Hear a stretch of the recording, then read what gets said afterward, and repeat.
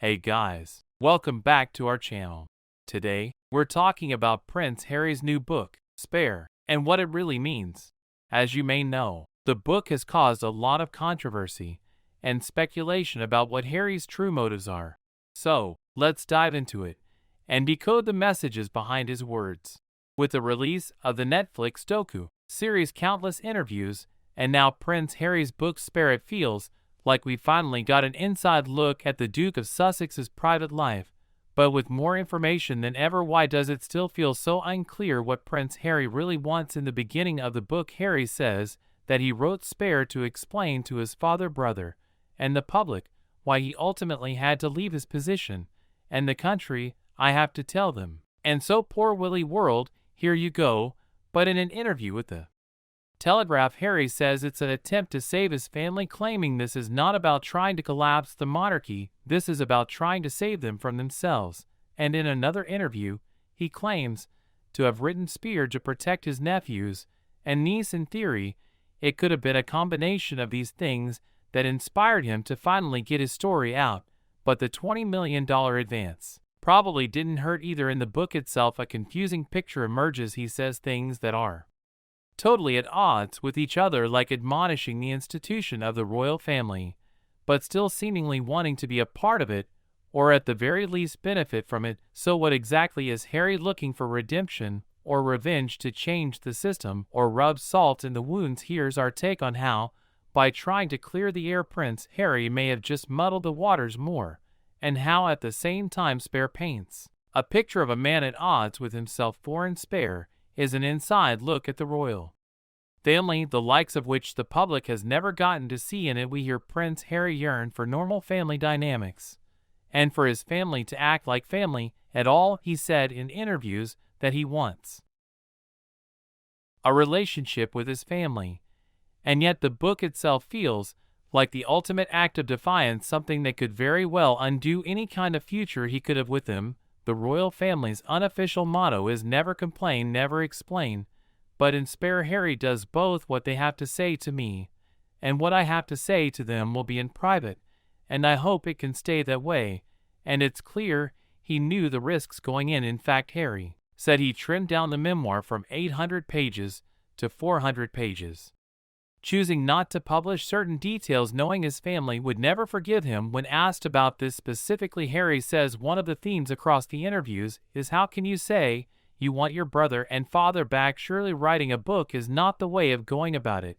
And my answer to that is, I've tried everything I can. It's as if they don't want reconciliation, because keeping us as the villains and keeping the press focused on us helps detract from everything else that's going on within the family. So it seems this is a last-ditch effort on Harry's part that maybe if he can make enough noise with this book, they'll finally take his pleas seriously. There's also the idea that he's torn between the Windsors and his new family. This is something he foreshadows when he describes his father's marriage to Camilla and Prince William's to Kate weddings with joyous occasions, sure, but they were also low-key funerals, because after saying their vows, people tended to disappear. Of course, this is ironic, because it's Harry and Meghan who actually disappeared, moving to California. But despite the fact that they're gone, the very fact that he's written this memoir is a pullback towards his old life. Though he can claim catharsis or setting the record straight, the reality is that in writing Spare, he was yet again connecting himself back to the family he left behind. When it comes to the family in question, no relationship is more controversial than Harry and William's. My beloved brother, my arch nemesis. Spare is a provocative title which gets to the root of a lot of Harry's issues with his family, the fact that he's never felt as important as his brother. I was 20 the first time I heard the story of what Paul allegedly said to Mommy the day of my birth. Wonderful, now you've given me an heir and a spur, my work is done. He says that he was referred to as to Spare by both his parents and his grandparents, and examines all the ways he is or could be this Spare as a spare head of state, yes, but also a spare body part in case William needs it. A real life royal version of my sister's keeper.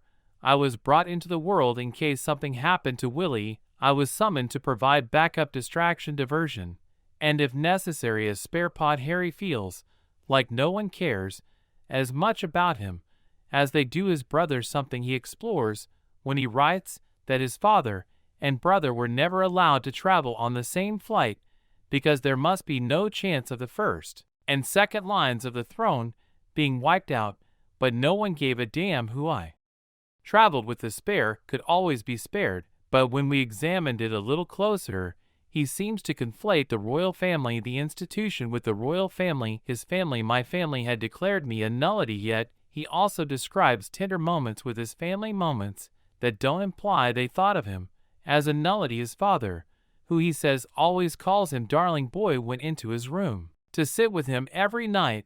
As he fell asleep evenings, I'd shout downstairs, going to bed. Poor he'd always shout back cheerfully, I'll be there shortly, darling boy. True to his word, minutes later, he'd be sitting on the edge of my bed. Throughout the book, Harry talks about William being treated better than him, which of course in many ways it does seem like he is, but some of the things he brings up show how he conflates regular sibling dynamics with being royal. For instance, he says my half of the room was far smaller, less luxurious. Wooly was the heir, whereas I was the spur. It's hard to separate William being the older brother from him being the heir to the throne. The two facts go hand in hand, but many older siblings get the bigger room in non-royal families too. It seems like in some ways he has regular younger brother jealousies, but he attributes it to something bigger. Harry consistently sees Prince William's gains as his losses, even when they're not material gains. When William and Kate get married, Harry writes, he'd be a new person, many new persons, and none of them would be Willie. He'd be the Duke of Cambridge, the title chosen for him by Granny. Great for him, but a loss for me all the same. It seems as though he's internalized the idea of being this rare and created an illusion of symbiosis. When William grows, part of him shrinks. It's hard to decipher whether Harry's resentment is directed towards William himself or the institution that denied him a true brother. In an interview with the Telegraph, Harry spoke about Prince George, Princess Charlotte, and Prince Louis, saying, I feel a responsibility knowing that out of those 3 children at least one will end up like me, to spare. And that hurts, that worries me. But in the same interview, he says that his brother has made it clear that his children are not Harry's concern, which begs the question, is he saying this out of genuine worry for his nephews and niece? Or is it a dig at his brother in the institution for putting a child in what he deems to be the impossible position of spare, despite outwardly hating the intrinsic relationship between the royal family and the press? In Spare, Harry comes across as enamored with the institution of royalty. He regularly discusses how ancient and rich the history of the royals is. What stood a statue of Queen Victoria? I always bowed to her as I passed, Your Majesty.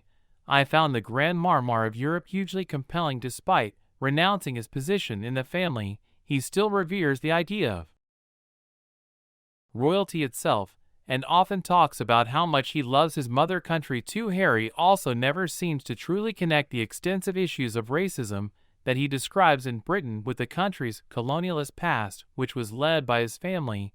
He quotes a Huffington Post columnist saying the mild reaction of Britons, this explosion of racism, was to be expected since they were the heirs of racist colonialists. But he seems almost purposefully obtuse in not joining the dots. Likewise, in their interview with Oprah Winfrey, Meghan famously revealed that when she was pregnant with Archie, there were concerns and conversations about how dark his skin might be when he's born.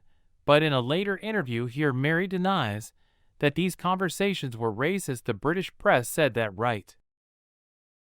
I did Meghan ever mention they're racist? Wouldn't you describe that as essentially I wasn't, not having lived within that family, which seems indirect contradiction with the docu-series Harry and Meghan that tried to shine a light on the issues of colonialism that created a racist environment for them.